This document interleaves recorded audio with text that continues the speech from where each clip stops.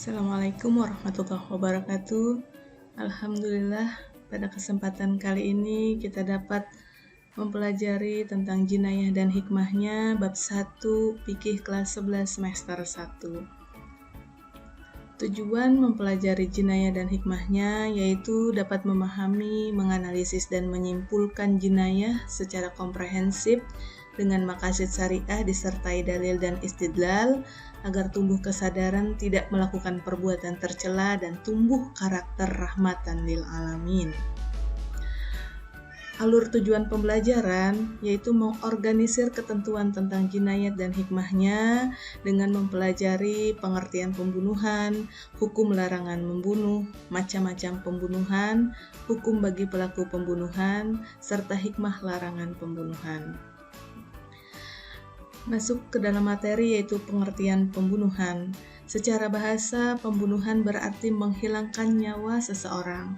Sedangkan menurut istilah, yaitu perbuatan manusia yang menghilangkan nyawa seseorang, bisa dengan sengaja ataupun tidak sengaja, bisa menggunakan alat ataupun tanpa menggunakan alat yang mematikan, sehingga melenyapkan nyawa seseorang.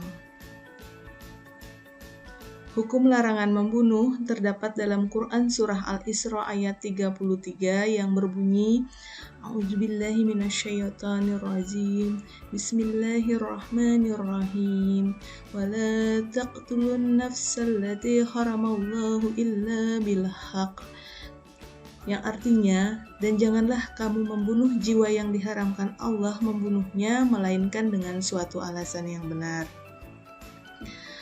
Macam-macam pembunuhan terbagi ke dalam 3 macam, yaitu pembunuhan sengaja atau qatlu al-amdi, pembunuhan seperti sengaja yaitu qatlu sibhu al-amdi, dan pembunuhan tersalah atau tidak disengaja yaitu qatlu al-khata. Pengertian dari pembunuhan sengaja adalah pembunuhan terencana dengan menggunakan alat yang mematikan, baik yang melukai ataupun memberatkan. Nah, pembunuhan ini dengan niat membunuh, di mana orang yang membunuh itu sudah balik dan yang dibunuh adalah orang yang baik. Kemudian pembunuhan seperti sengaja, yaitu pembunuhan yang dilakukan oleh seseorang tanpa niat membunuh dan menggunakan alat yang tidak biasanya digunakan untuk mematikan, namun menghilangkan nyawa seseorang. Dan yang ketiga yaitu pembunuhan tersalah atau tidak disengaja, yaitu qatlu al-khata. Ini terjadi perbuatan yang pelakunya tidak ada maksud jahat, tapi lalai sehingga menyebabkan orang tersebut meninggal.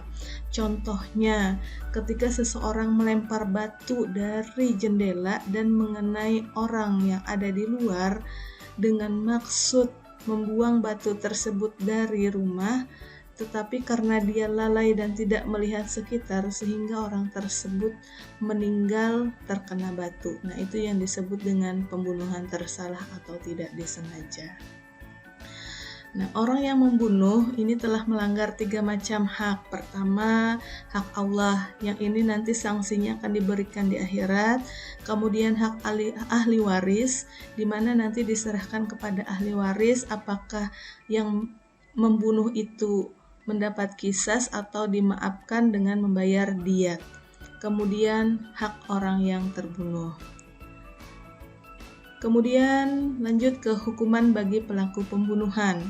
Untuk pembunuhan yang disengaja itu berlaku qisas, di mana putusannya diserahkan kepada hakim dan keluarga dari korban.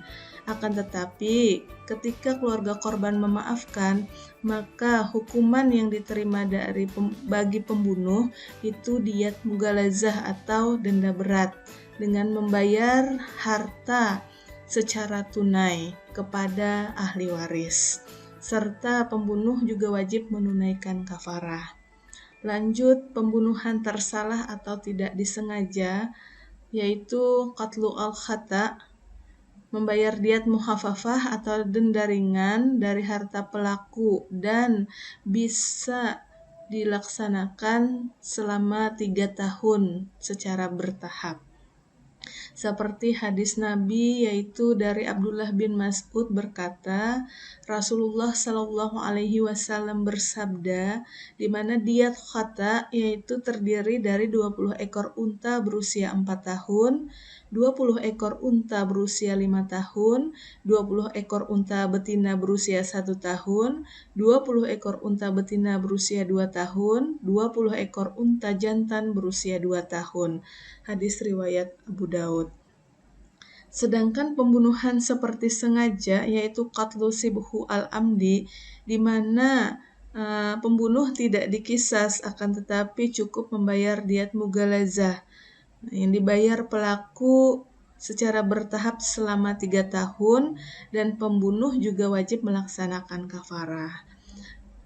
Apabila terjadi pembunuhan berkelompok, maka si pembunuh wajib dikisas seperti hadis yang diriwayatkan oleh Imam Bukhari yang berarti seandainya semua penduduk Sun'a membunuh secara bersama-sama, niscaya akan aku bunuh semuanya. Hadis riwayat Al-Bukhari. Berikutnya hikmah larangan pembunuhan. Pertama, Islam melarang adanya pembunuhan dan menerapkan hukuman bagi pelaku pembunuhan. Ini gunanya untuk memelihara kehormatan dan keselamatan jiwa manusia. Selanjutnya, penerapan hukum berat bagi seseorang pembunuh dimaksudkan supaya tidak ada seorang pun yang melakukan tindak pidana kejahatan, khususnya menghilangkan nyawa seseorang. Nah, pelaku pembunuhan diancam hukuman yang setimpal, itu sesuai dengan firman Allah dalam Quran Surah An-Nisa ayat 93, yang artinya, dan barang siapa membunuh seorang muslim dengan sengaja, maka balasannya adalah neraka jahanam. Dia akan kekal di dalamnya dan Allah murka kepadanya, mengutuknya dan menyediakan azab yang besar baginya.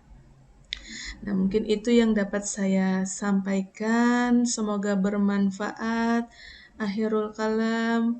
Wabillahi taufiq wal hidayah. Wassalamualaikum warahmatullahi wabarakatuh.